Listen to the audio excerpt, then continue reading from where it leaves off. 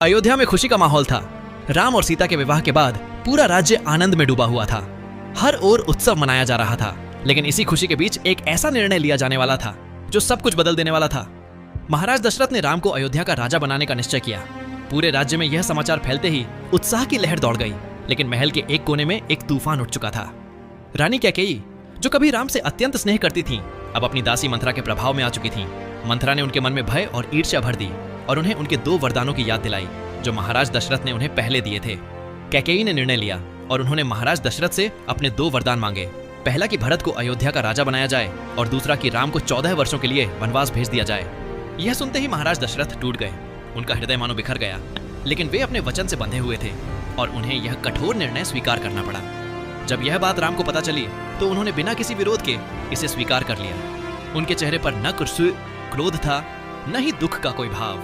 वे शांत थे क्योंकि उनके लिए पिता का वचन और धर्म सबसे ऊपर था। सीता ने भी उनके साथ वन जाने का निश्चय किया और लक्ष्मण ने भी अपने भाई का साथ नहीं छोड़ा। तीनों ने राजमहल, सुख और वैभव को त्याग दिया और साधारण वस्त्र पहनकर वन की ओर प्रस्थान किया। जब राम, सीता और लक्ष्मण अयोध्या से विदा हो रहे थे तब पूरा नगर रो पड़ा। हर आंख नम थी, हर दिल भारी था।